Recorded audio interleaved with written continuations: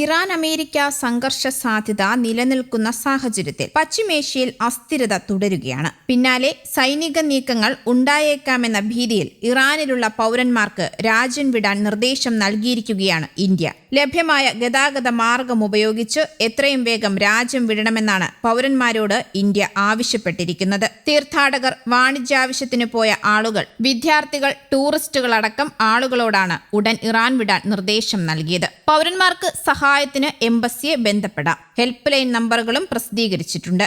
രാജ്യം വിടാൻ തയ്യാറെടുക്കുന്നവർ തങ്ങളുടെ പാസ്പോർട്ട്, ഐഡന്റിറ്റി കാർഡുകൾ തുടങ്ങിയ യാത്രാരേഖകൾ എപ്പോഴും കൈവശം വെക്കണമെന്ന് എംബസി നിർദ്ദേശിച്ചു. ഇറാനിലുള്ള എല്ലാ ഇന്ത്യക്കാരും എംബസിയിൽ പേര് രജിസ്റ്റർ ചെയ്യണമെന്നും ആവശ്യപ്പെട്ടിട്ടുണ്ട്. പൗരന്മാർ ഇന്ത്യൻ എംബസിയുമായി നിരന്തരം ബന്ധം പുലർത്തണമെന്നും പ്രാദേശിക മാധ്യമങ്ങളിലൂടെയുള്ള വാർത്തകൾ കൃത്യമായി ശ്രദ്ധിക്കണമെന്നും നിർദ്ദേശത്തിൽ പറയുന്നു. സൈനിക നീക്കങ്ങൾക്കുള്ള സാധ്യതകൾ ഗൗരവകരമായി കണ്ട് പൗരന്മാരുടെ സുരക്ഷ ഉറപ്പാക്കാനുള്ള നീക്കത്തിലാണ് ഇന്ത്യൻ വിദേശകാര്യ മന്ത്രാലയം. അതേസമയം ഇറാൻ അമേരിക്ക ആണവ ചർച്ച അടുത്ത വ്യാഴാഴ്ച നടക്കുമെന്ന് സ്ഥിരീകരിച്ച് ഒമാൻ വിദേശകാര്യമന്ത്രി ബദർ അൽ ബുസൈരി രംഗത്തെത്തിയിരുന്നു. അന്തിമ കരാറിലേക്ക് ഒരു പടി കൂടി അടുത്തെന്നും ഒമാൻ വിദേശകാര്യമന്ത്രി പറഞ്ഞു. ജനീവയിൽ തന്നെയാണ് ചർച്ച നടക്കുകയെന്നും ചർച്ച നടന്നേക്കുമെന്ന് ആദ്യം പറഞ്ഞത് ഇറാൻ വിദേശകാര്യമന്ത്രി അബ്ബാസ് അരാക്ഷിയാണെന്നും റിപ്പോർട്ടുകളുണ്ട്. നയതന്ത്ര പരിഹാരം സാധ്യമാണെന്ന് അദ്ദേഹം പ്രതികരിച്ചിരുന്നു. ഇത് 3ാം തവണയാണ് അമേരിക്കയും ഇറാനും ചർച്ച നടത്തുന്നത്. ഒരു ഭാഗത്ത് ചർച്ചയും മറുഭാഗത്ത് പടയൊരുക്കവും നടക്കുമ്പോൾ 3ാം വട്ട ചർച്ചയ്ക്ക് അതീവ പ്രാധാന്യമാണുള്ളത്.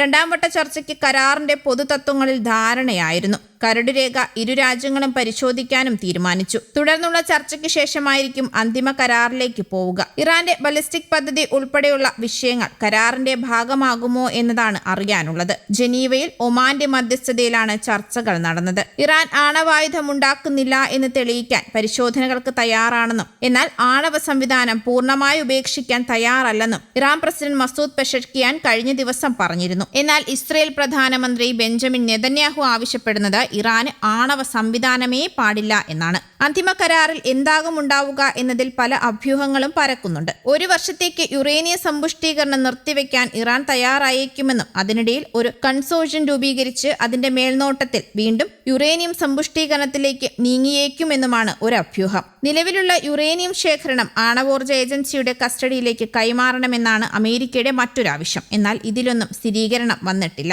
ഖത്തറിലെയും ബഹ്റൈനിലെയും താവളങ്ങളിൽ നിന്ന് സൈനികരെ അമേരിക്ക അതിവേഗം ഒഴിപ്പിക്കുമെന്നാണ് റിപ്പോർട്ട്. ഖത്തറിലെ അൽ ഉദൈദ താവളത്തിൽ നിന്നും ബഹ്റൈനിലെ നാവിക താവളങ്ങളിൽ നിന്നും നൂറുകണക്കിന് സൈനികരെ ഒഴിപ്പിക്കുന്നുവെന്ന് ന്യൂയോർക്ക് ടൈംസ് കഴിഞ്ഞ ദിവസങ്ങളിൽ റിപ്പോർട്ട് ചെയ്തിരുന്നു. ഇറാനെതിരെയുള്ള സൈനിക നീക്ക ആശങ്ക ശക്തമാകുന്നതിനിടെയാണ് ഈ നീക്കവും പുറത്തുവരുന്നത്. തങ്ങളെ ആക്രമിച്ചാൽ തിരിച്ചടി മേഖലയിലെ അമേരിക്കൻ താവളങ്ങളിലേക്കായിരിക്കുമെന്ന് ഇറാൻ മുന്നറിയിപ്പ് നൽകിയിരുന്നു. ഈ പശ്ചാത്തലത്തിലാണ് അതിവേഗം സൈനികരെ ഒഴിപ്പിക്കാൻ അമേരിക്ക തീരുമാനിച്ചത് എന്നാണ് വിലയിരുത്തലുകൾ.